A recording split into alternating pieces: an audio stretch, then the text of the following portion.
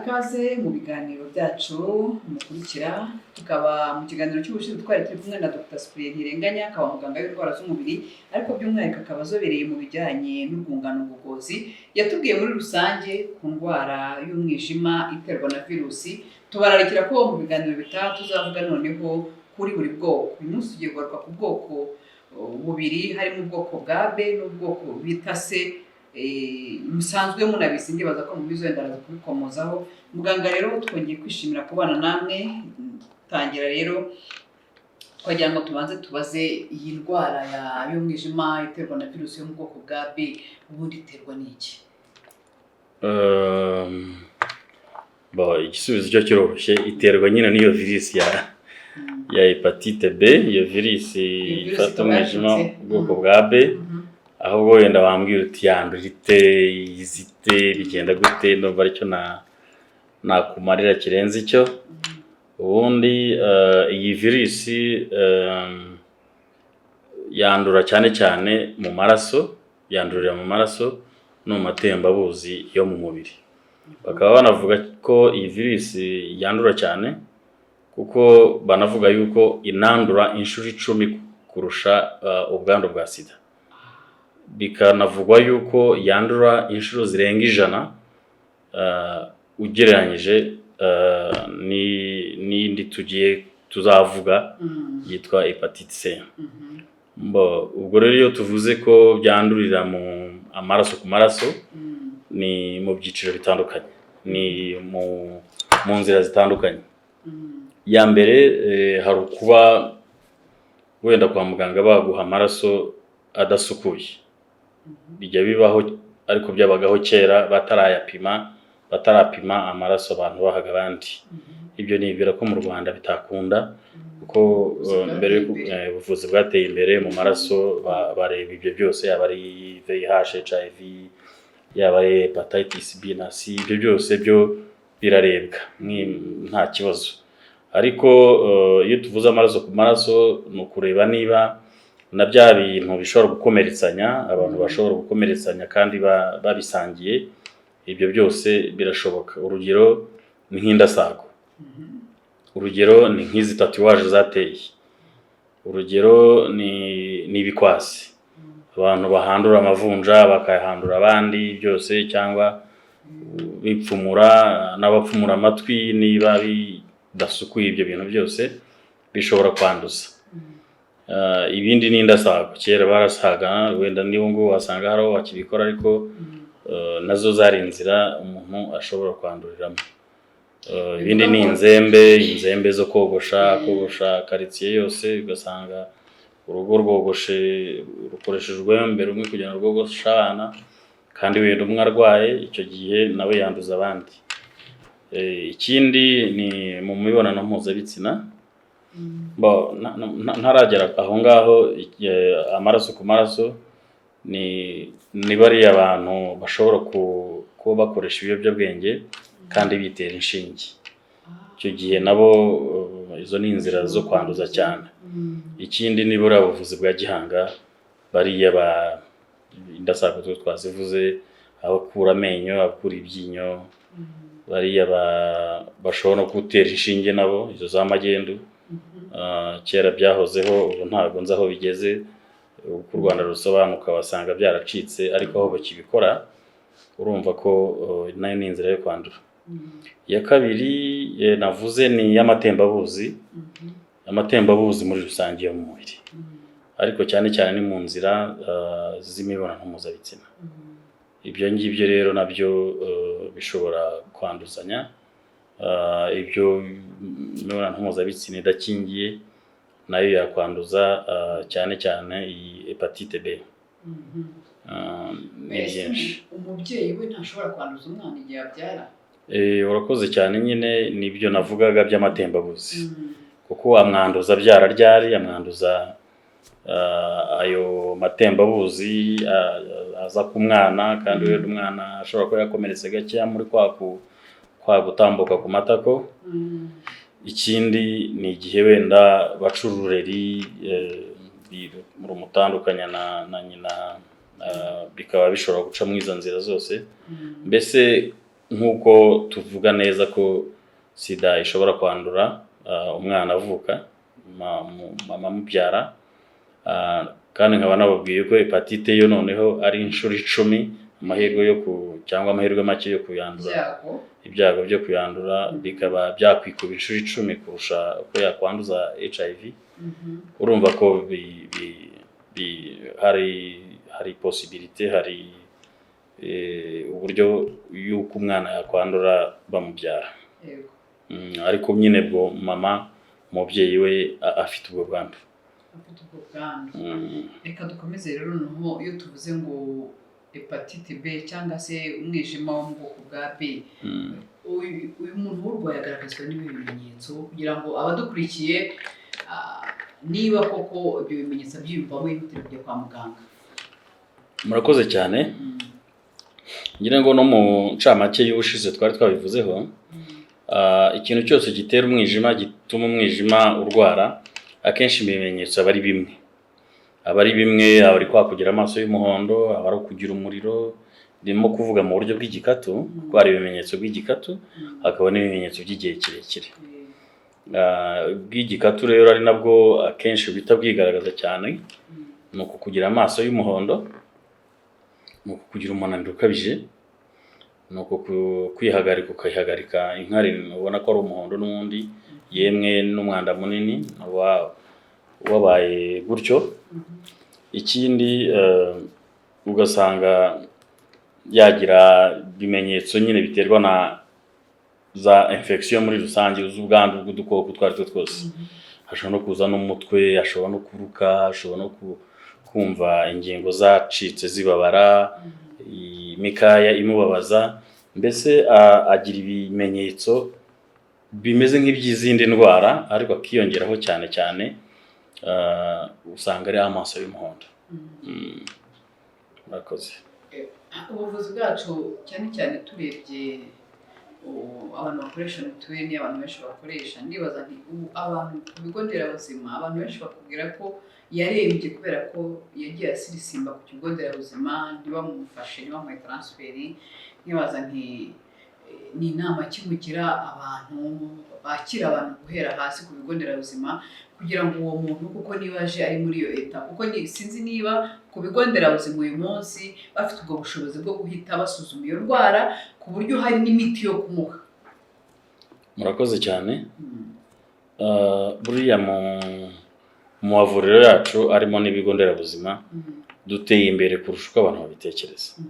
Hari ibintu by'ibanze abantu batazi ko bakorerayo ariko babihakorera. Buriya rwose nakubwira yuko izo za hepatite B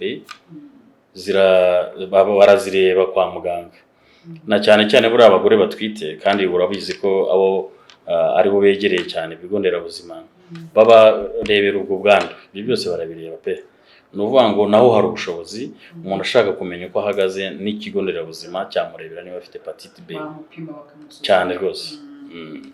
Bamupima, ahubwo noneho basanga uburwayi bwe bukabije, inama bamugira basanga zidahagije cyangwa babona ari umuntu urembye, ko bifata ku buryo butandukanye, ntabwo bifata kimwe, hari gufata rwose ikakuzahaza ndetse n'ubuzima bwawe ukaba wabuhatakariza. Icyo gihe rero ni ngombwa yuko nabo ubwabo bamenya kureba umurwayi urembye cyangwa umurwayi ushobora kuba yaremba, bakaba bamwohereza ku nzego zisumbuye hakiri kare. Murakoze cyane. Ubwo rero mpise nibaza nti iyi ndwara ya hepatite B irakira? Murakoze cyane. Buriya wenda twanasogongeza abantu ukuntu hepatite B ihagaze mu isi. Navuga yuko ari uburwayi bufata abantu benshi, buhangayikishije isi muri rusange, kuko tuvuga yuko hafi 300,000,000 ku isi bafite ibyo bibazo, bafite hepatite B. Ubundi muri rusange abantu bandura hepatite B cyangwa agakoko gatera umwijima wo mu bwoko bwa B, abenshi muri bo kugeza rwose no kuri 30%, benshi muri bo barakira. Hanyuma rero ubundi kugira ngo tuvuge yuko umuntu afite ako gakoko kamubayeho karande, kabaye chronique, nuko nibuze aba akamaranye amezi arenze 6. Umubiri ufite ubudahangarwa bwo kuba wagakura mu mubiri mu mezi 6 uhereye igihe umuntu yagafatiye, umuntu yakanduriye. No kuvuga ngo iyo uwo mubiri udashoboye kuba wagakuramo ukoresheje ubwirinzi bwabo, icyo gihe nibwo tuvuga ko kakubayeho karande chronique hejuru y'amezi 6. Ibyo rero nabyo tuvuga yuko ni bangahe nibuze bashobora kuba bagira ubushobozi bwo kugakuramo nta miti, ndi kuvuga mwayo mezi 6. Usanga rwose ari abantu akenshi 80%, 85% abona bafite ubushobozi bwo kuba bakakura umubiri ufite ubwirinzi bwagakura mu mubiri, nta miti, nta rukingo, nta ki. Niyo mpamvu karamutse ko noneho uko kagufashe karamutse gakomeje byaba ari ibindi bibazo. Ariko nyine dufite ayo mahirwe yo kugakuramo mwayo mezi 6 ku kigerero gishimishije. Ubwo mukoresheje imiti nyine? Oya. Icyo gihe n'ubudahangarwa bw'umubiri. Igihe byanze se ubudahangarwa budashobora kugakuramo? Igihe byanze ni nyuma. Icyo gihe byanze rero wagiye kuba chronique. Niba wabaye chronique turagufata nk'abandi barwayi bafite agakoko k'ubwandu bwa virus ya B itera umwijima. Icyo gihe rero icyo dukora ni ukugukurikirana tukazareba igihe uzakenerera imiti. Ibiko dukurikirana wenda nabyo ndaza kubivugaho. Ikindi ikigufata by'igikatu hari abizahaza cyane bakaba bajya no kwa muganga. Icyo gihe rero nabwo bashobora kuguha imiti dusanzwe dukoresha kuko kaba kakuzahaje cyane ku buryo bukabije.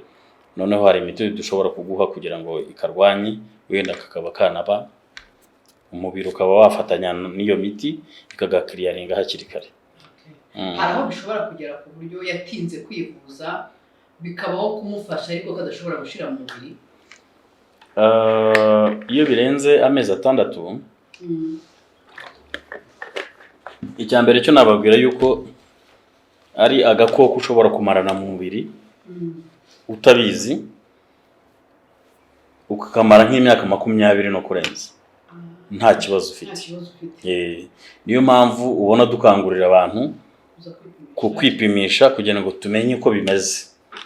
Ariko iyo bigeze ahantu haza ingaruka, kuko ingaruka abo nababwiye bashobora gukomeza kuba banduye nka 15%, 15 kuri 20% mu bantu banduye muri rusange. Abo ngabo nabo abashobora kugera ku ngaruka zikomeye z'igihe kirekire cyangwa zinashyira ubuzima bwabo mu kaga, nabo ni nka 20-30%. Abo rero ni babandi uzasanga byarageze kure. Uzasanga umwijima utagikora neza, ibyo twita cirrhose, abandi babyita urushwima, aho umuntu aba afite amazi menshi mu mubiri kubera yuko umwijima udashobora gukora neza. Ubwo ngabo yakira byageza ngo ubwo urushwima? Wenda tutari twagera naho ahubwo iyo ni ingaruka mbi ya mbere. Iya kabiri ni ukugira kanseri y'umwijima. Iyo rero ishobora kuguha kanseri itageze no kuri iyo etape, umwijima ukinakora neza ukigaragara nk'aho ari muzima, ushobora no kugira kanseri ikagutungura, kanseri y'umwijima. Icyo gihe rero niyo mpamvu dukangurira abantu kwisuzumisha hakiri kare, kuko hari uko tubakurikirana buri mezi 6, buri mwaka hari ibyo tubakorera kugira ngo batazatungurwa. Icyo gihe rero iyo umuntu agukurikiranye hakiri kare hari ibyago bikeya byo kuzicwa n'uwo mwijima, kuko hari aho tugera tukavuga ngo tugomba kuguha imiti. Iyo tuguha imiti ni ya miti akenshi umuntu afata ubuzima bwe bwose, ariko ikamurinda kuzagira urwo rushwima, ikamurinda, ikagabanya amahirwe, ikagabanya ibyago byo kurwara iyo kanseri. Niko kamaro. Dusoza rero bavuga ko iyi ndwara baza no kugaruka nyine gufata imiti neza bijyanye n'amarejime, kuko umwijima nawe ugira n'amarejime abaganga batanga.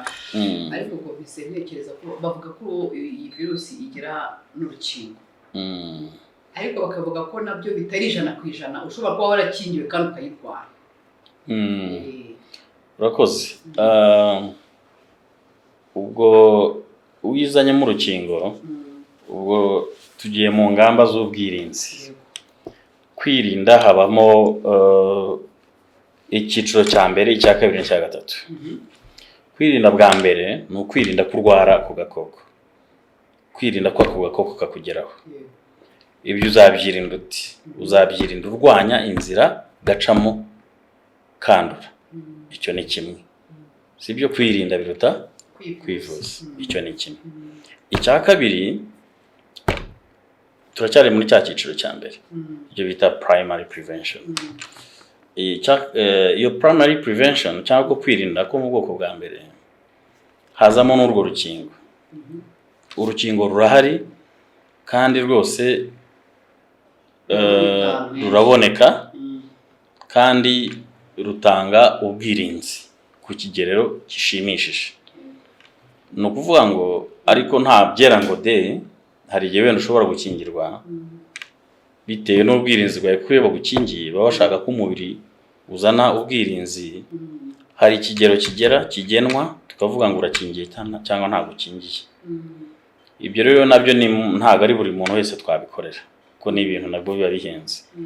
Ariko iyo ubona umuntu yarakingiwe wenda akaba abana n'umuntu ufite ibyago byo kumwanduza, tuvuge nk'abashakanye, umwe akaba arwaye n'undi atarwaye, iyo wikingije, iyo tugize imana tugasanga atarakwanduza, ufata inkingo, hanyuma nyuma y'inkingo tugapima tukareba niba ubwirinzi bwawe bwaragezweho. Ni kimwe n'abantu bafite wenda nk'ubwandu bubiri, tuvuge ufite HIV, agakoko gatera ubwandu bwa sida, ukaba ufite wenda na hepatite B. Abo nabo tureba neza niba baragize ubwo bwirinzi. Ariko nabo kubakingira kugira ngo turebe ko ubwo bwirinzi babugeraho, doze ziriyongera. Doze ziriyongera, tugakuba n'umubare wa doze tugomba kuguha ugereranyije n'umuntu udafite ubundi burwayi butuma abasirikare be bajya hasi. Reka dusoreze hano ku bijyanye n'uburwayi bw'umwijima buterwa na virusi yo mu bwoko bwa B. Ngira ngo abadukurikiye mwabyumvishe, ni indwara iteye inkeke, ariko kandi ni indwara umuntu ashoboye kwisuzumisha hakiri kare bashobora gukurikirana ukaba wakira nta zindi ngaruka zikomeye ikugezeho. Ngira ngo wenda mu kiganiro cy'ubutaha tuzagaruka no ku bwoko bwa C, ari nawe wenda tuzagenda tuvuga ku bijyanye n'uburyo abantu bagomba kwitwararika cyane cyane iyo bamenye ko uyirwaye. Turagushimiye cyane Dr. Cyprien. Ubwo mu kiganiro kindi tuzagaruka ku bwoko bwa